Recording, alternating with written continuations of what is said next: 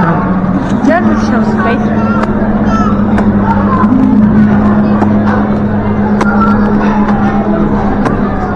Victor, do we have ticket for that? I don't think so.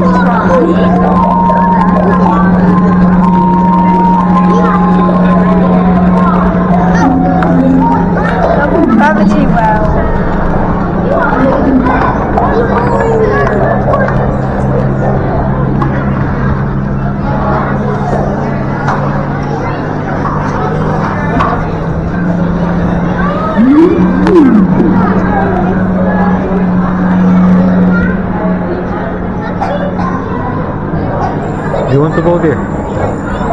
Victor? Look. Yeah, there. That's me, my hand. Whoa.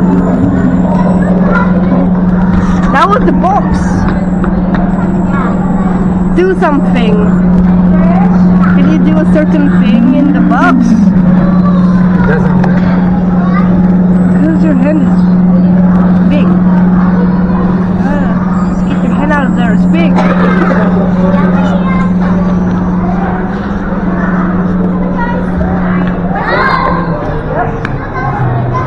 Nico, do you want to go there? Ask them, do we need ticket or not?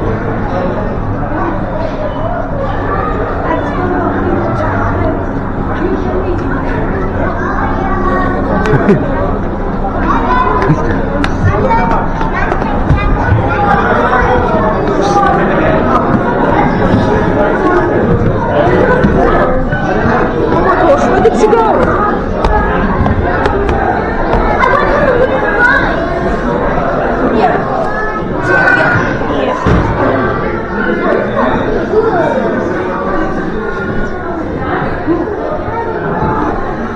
Yep. Who's the cameraman? Me? You're good at this, so it's your turn.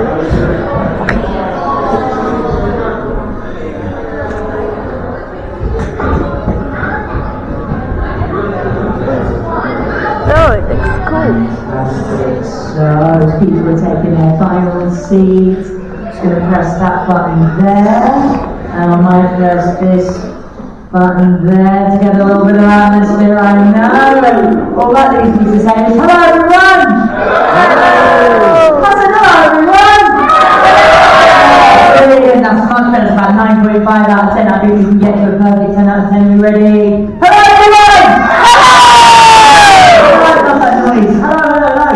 My name is Scott and I am an explainer here at the Science Museum, and welcome to The Wonder Show, where we're going to have a look at all the different aspects of the Wonder Lab. So you have been through the Wonder Lab. It's that thing you were just walking through to get to this space here. And you may not know, but Wonder Lab is made up of seven sections of science, and they are matter, light, space, sound, forces, electricity, and maths. And what we're going to do is we're going to have a look at just three of these sections, three of my personal favourite sections of Wonderlab. Do some experiments for them. We're going to do it in ascending order, meaning we're going to start with my third favourite, bronze position, then second favourite, silver, in gold position, my favourite area of science, area of Wonderlab. The fun thing about Wonderlab as well is us different presenters, we can pick and choose which sections we want to look at. So you might watch another Wonderlab Wonder show, you'll be completely different show maybe. So that's a bit of fun. So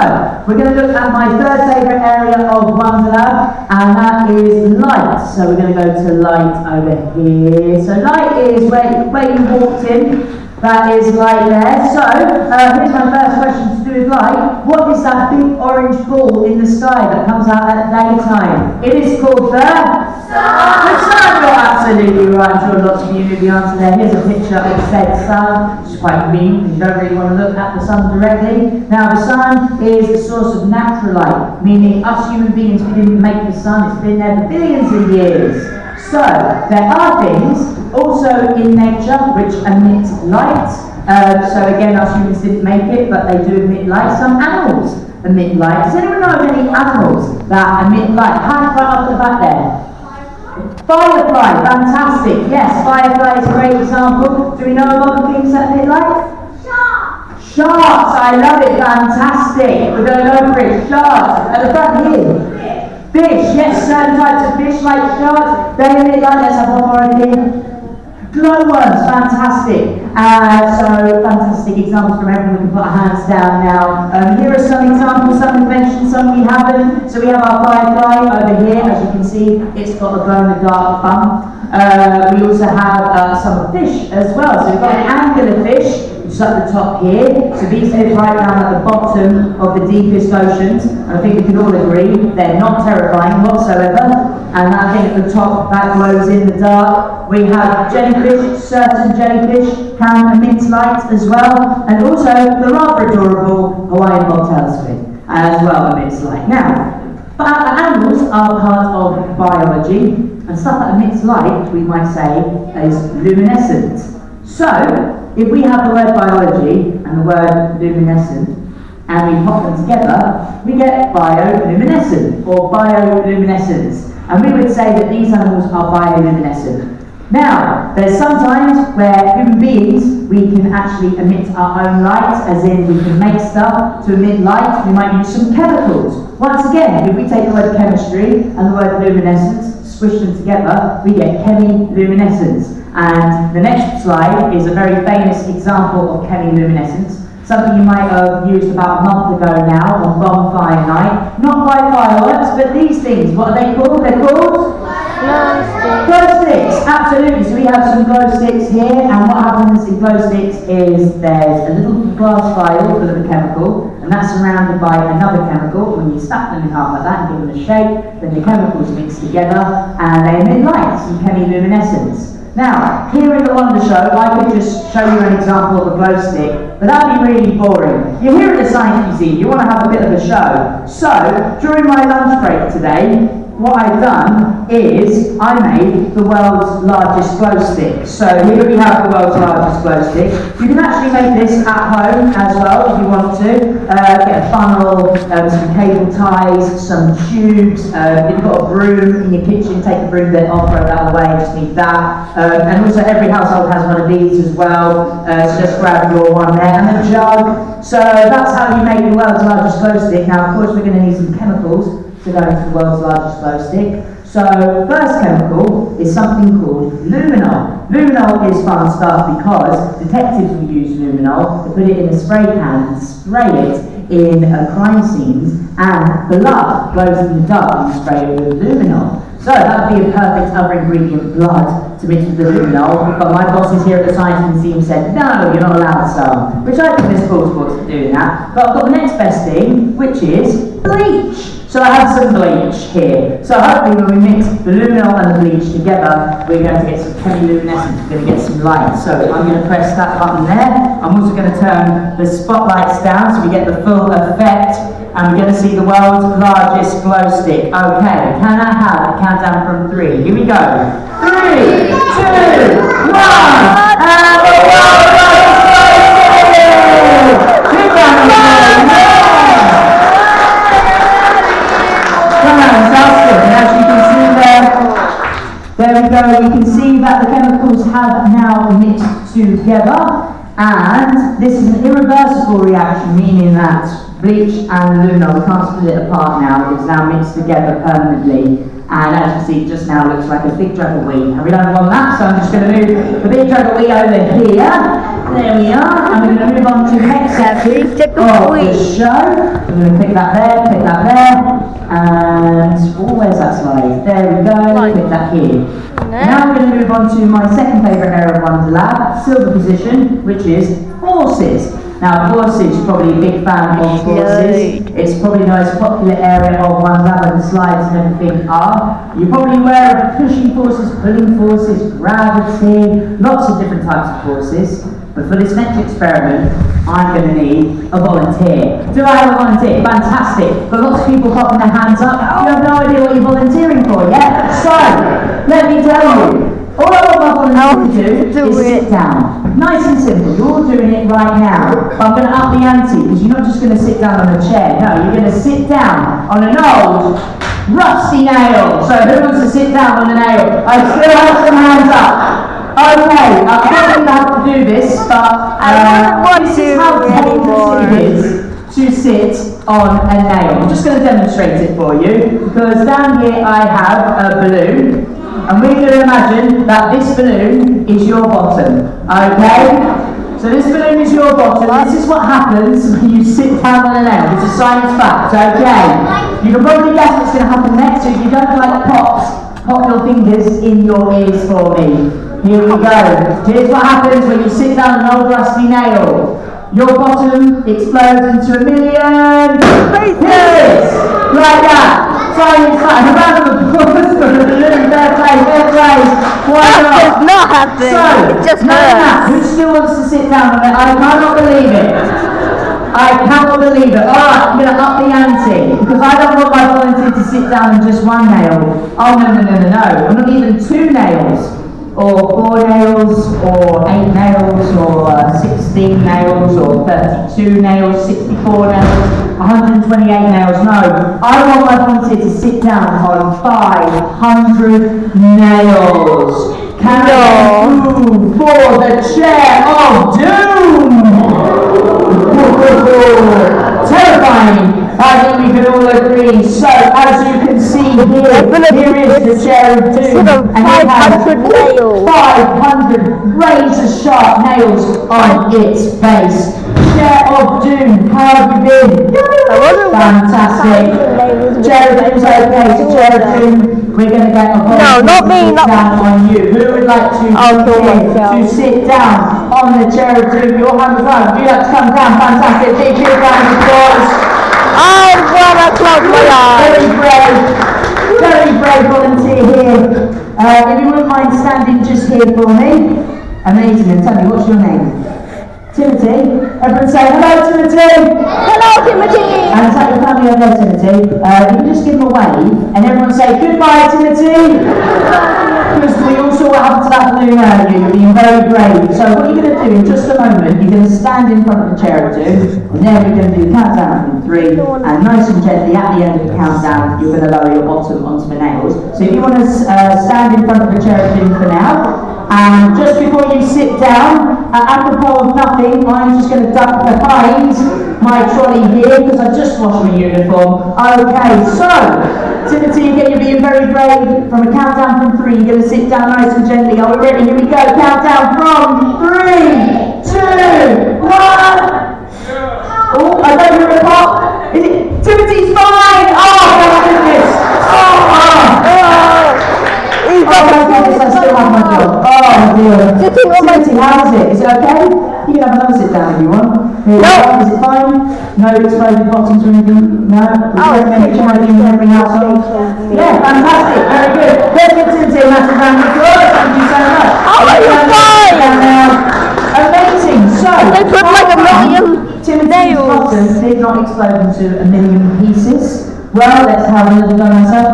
There we go, and sit down. Yeah. And yeah, here we go. I'm not gonna do it. Absolutely fine.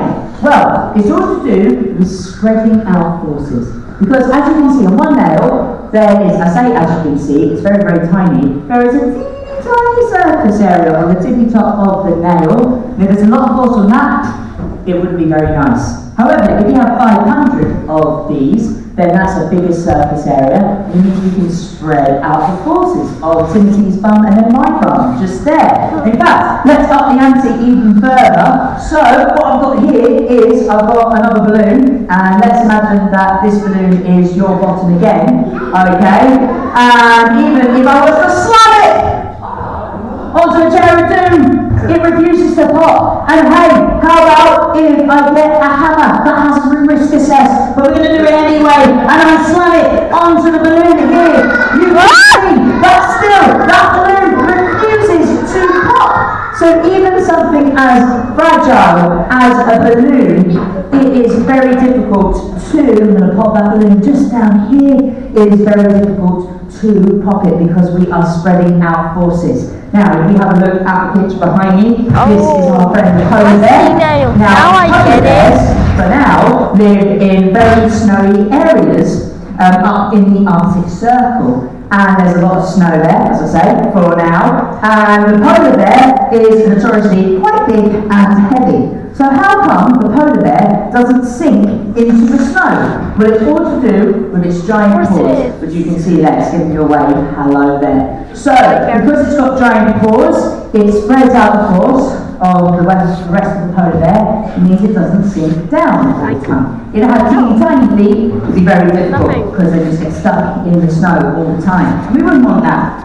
So now we're going to move on to the final area of Wonderlab, my favourite area of Wonderlab, and it is up the top here, matter. Now, out of all 7, you might have heard of 6 of them, but matter might be the one you haven't heard of. But I'll tell you what matter is. Everything, pretty much everything is matter. I'm made of matter. You're made of matter. Anyone here called Matt or Matthew? If you know a Matt, then they're made of matter, I can guarantee it. This grass here, that's matter. The wood that you're sitting on, that's matter. The jug of weed from earlier, remember that? That's matter inside there. Also, the air that we're breathing in, that is matter. Pretty much everything is made of matter. Now, scientists over the centuries have been really, really clever because they have managed to get all things and break it down into its components, into its ingredients. You could say the Lego building blocks of life. What things make up everything? If I want to make that clock over there, or the air that I breathe, or the Atlantic Ocean, what bits do I need? So scientists, what they've done, as I say, they've broken it all down, and they've figured out all the different ingredients, and they put them in a really convenient table, because they found out there were patterns to these ingredients. You might have seen this table before. It's called a periodic table. And everything that's in here we call elements, and they make up all things. Now, if you were to mix certain elements together with certain chemicals, you're going to get different chemical reactions. Sometimes you're going to get a fast chemical reaction, like fireworks we can see up here. Give us a cheer if you're a fan of fireworks. Yeah, fan of fireworks. Really fun. Lots of fast chemical reactions happening with fireworks. And also, you're going to get slow reactions as well. Things that might take millennia or ages to do. And an example of a slow reaction is rusting, which we can see on these cars here. Give us a cheer if you're a fan of rust. It's never as popular as a firework, poor old rust. We've got one clap for rust there, but never as popular, unfortunately. But I'll tell you what, now that we've seen these fireworks, I want to do a really fast reaction for you. So in order to do it, I'm going to need a chemical called hydrogen peroxide, very sciencey. Very sciencey, Conic. Welcome to the Science Museum, everyone. Here we go, finally, a conical beaker. And you're going to need some very liquid. Other washing up liquid is, of course, available. What I want to do is I want to make loads of bubbles, and hopefully when I mix the very liquid with this hydrogen peroxide, we're going to see loads of bubbles. So, here we go. Can I get a countdown from 3? Here we go. 3, 2, 1. Oh, okay. Not a lot happened there. Let's try that again. Here we go. 3, 2, 1. Oh, okay. Maybe you're not putting enough. 3, 2, 1. Yay! Oh, okay. Alright, so not a lot happened here. I think this might be an example of a slow reaction. So one for the Rust fan over there we go, that was for you, just that one there. I'll tell you what we're going to do is we're going to go back to this experiment, and hopefully we can make it faster a little bit later on in the show. But for now, yes, people who work with me here at the Science Museum know that I love my sleight of hand magic. Yes, I do. And I try to crowbar in any sleight of hand magic trick that I've been working on lately into any slime show that I do here. So I hope you will oblige me Because in here, I have 3 cups, as you can see. And what I'm going to do is I'm going to pour water into this middle cup here. There we go, so I've got 100 ml of water. Pop that in there like so. I'm going to pop that down there. And what we're going to do is I'm going to swap the cups around. And I want you to keep an eye on this one with the water in. The reason why I want you to keep an eye on the one with the water in is because at the end of me doing my sleight of hand trickery, I'm going to point at the different cups, and I want you to cheer for the cup you want me to pour over my head. Because that's how confident I am that I'll be able to trick you all into not being able to get this middle cup here. Okay, so remember, this middle cup is the one with the water in. This is the one you want to cheer for. Okay, here we go. Now let's swap them around. And... Whoa, so fast! Here we go, see something I'm impressed. Okay, let me try that again. Here we go. And...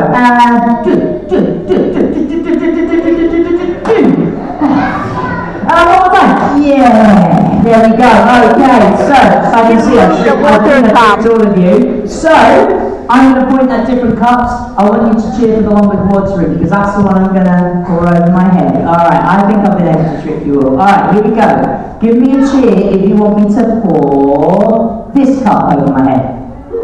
Okay, got some no's. Alright, so you're not going to pour. Alright, good for you, 20 to 3 crowd. Alright then, I like it. Alright, so we're down to these 2 cups here. Give me a cheer if you want me to pour this cup. No, not that one. Are you sure? Not that one? Do in the middle. Oh dear, it's not in the middle. Oh no. I tell you what, I'm going to get this over and done with. Give me a cheer if you want me to pour this cup over my head. Are you sure that one? Yeah, are you sure? Okay. For science, I'm going to pour, grown-ups, this cup over my head. Okay, here we go.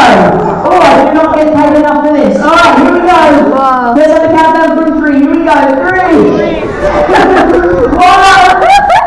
Hey, I tricked you all. Big round of applause for me. Thank you so much. Thank you.